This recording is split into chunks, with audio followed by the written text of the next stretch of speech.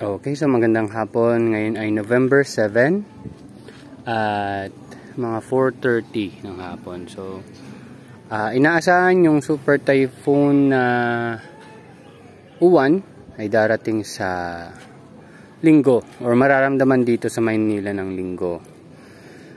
Ayan, so may mga tanim tayo dyan. And yun yung nabakante natin, nilipat ko na doon kasi ang bala ko yung bagong 1x3 ko is dito ko ilalagay. So 1.2 yung taas nun. Okay, magkakaroon lang ng redesign. Ililipat ko yung iba. So baka yung iba iayusin ko.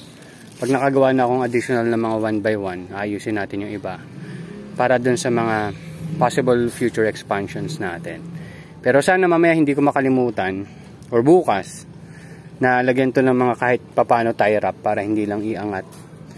Although sinabi baka hanggang signal number 2 lang dito sa Manila, ang inaalala ko is yung hangin. So at least matetest natin kung okay to. Tsaka kanina sinubukan ko kasing putulin na hanggang taas kasi hindi ko madiskartehan. Cutter lang yung ginamit ko dito. So nung naputol ko na, ikinabit ko na muna siya dito pansamantala kasi yung 1x3 natin, malamang ito kakailanganin ko talaga nitong kalahati nito. Pero sana nga bukas matanggal ko na para hindi na makadagdag sa aalalahanin ko sa darating na bagyo. Although hindi direktang tatamaan kami o itong NCR, is mas maganda na yung ready tayo. So dun sa mga direktang tatamaan, ingat po kayo at i-ready nyo na rin yung sarili nyo. Kung kailangan lumikas ay lumikas na kayo. So ayun, so mag-harvest lang ako ng 6. So mabawasan natin to. Hindi ako masyadong nagmamadali sa pag-harvest, sa totoo lang. Pero hindi ko lang alam kung mapapakinabangan ko pa yun nandun sa kabila. Posible, mapakinabangan ko pa, pero unahin na muna natin i-harvest to. Kasi nga, dito natin pinaplanong ilagay yung 1x3. Na ganito rin yung design. Yan, ganyan din yung design niya. So 1.2 yung taas. And ang mangyayari kasi ito, itong gilid. Yan. So net ano lang yan, net lang. Tapos nakaklip na rin siya dun sa taas. Tapos ano ba tawag doon? Ikiklip lang yung ano natin, ayun, yung mga ganun. Yung sipit natin, isisipit lang natin sa baba kasi may makakapitan naman. So ganun lang muna. Yung isa ko kasing iniisip is parang may pabigat pang bakal para na nakatali yung tela doon para may iangat-angat mo. Pero palagay ko kahit ipit lang, pwede na. Yun na lang muna tayo pansamantagal habang inisip natin kung paano natin i-redesign yung ginagawa natin. Tsaka magbabago pa kasi yun. So kung may 1x3 dito, may 1x3 dito, so talikuran sila. Tapos itong aisle, lalagyan pa natin yan ng isa pang part, which is magkakaroon na ng bubong. Diba? So parang mini greenhouse talaga siya. Mini greenhouse setup. Yung may, ano pa, may butas pa sa taas. Parang gano'n, may dadaanan pa ng air circulation sa taas. Ganun yung magiging design niya. So, dalawang 1.2. Tapos, magkakaroon ka ng aisle dito para lang dadaanan. So, tingin ko, 3x3 pa rin or 2.5x3. Yan. Titingnan ko pa. Pero parang ano to 0.8 lang to Hindi talaga siya 1 meter Kasi kakainin na nung excess nating bakal yung magiging 1 meter na aisle. Pero yan, sapat na yan. So titingnan na lang natin pagkatapos. Pero yun nga, makikita mo 3x3 pa rin yung kakainin niyang space. So ganun, kung ganun mangyayari dito, ganun lang din yung setup niya. Ewan ko kung naintindihan niyo, pero parang ganun.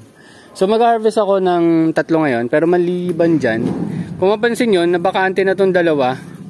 Ganun karami yung trips na nakita ko. So every day or every 2 days, tumitingin ako para i-check kung may mga trips bang nabuhay pa. Pag may trips pang nabuhay, tinatanggal ko. Kung mapapansin nyo, wala yung seedlings doon, wala yung dito. Kasi mapansin ko lang, pati yung dulo doon, mapansin ko lang na may damage yung trips, tinatanggal ko na. So yun yung naging panibago nating setup ngayon. Basta makita mong may damage yung trips, tanggalin mo na. And so far, so good. So titignan ko pa after siguro mga 1 week na wala na talaga. Kasi ngayon mga parang after 1 day pa lang.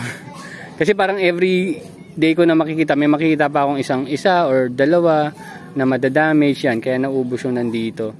Anyway, may timpla na yan. May timpla na to. May timpla na rin to.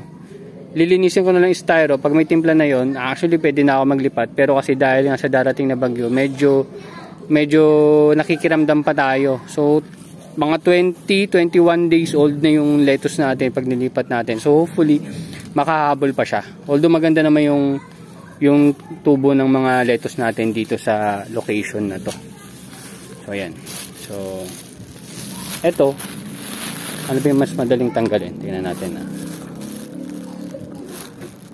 Yung setup kasi nito ay tanggalin mo na. Natatanggal yung side. Mahirap tanggalin yung side dito. Dito tayo sa kabilang side kasi nakaipit tong ganyan. Dito na tayo sa kabilang side. Tanggalin natin to. Yan. May tayo umangat doon, no? Yan. So, yan nga. Yan yung unang idea is tatanggalin siya. Kasi okay naman. Ang problema mo lang, paano pag mag-harvest ka ng maulan? Diba? So, malaking problema yon. Anyway, napakita ko sa inyo kung paano magbukas. So, ayun lang. Maraming pang improvement, pero natutuwa ko at yun nga, yung panibago nating design, medyo mas okay yun. Tingnan natin yung mga susunod man natin design. So, mag-harvest tayo ng 6. And, hopefully, after several weeks or by next year siguro okay na yung project natin at oras na para kumita. Hindi na puro labas ng ano. Anyway, ayan. So harvest lang ako ng 6. Kunin lang natin yung pinakamalalaki and that's it. Bye bye.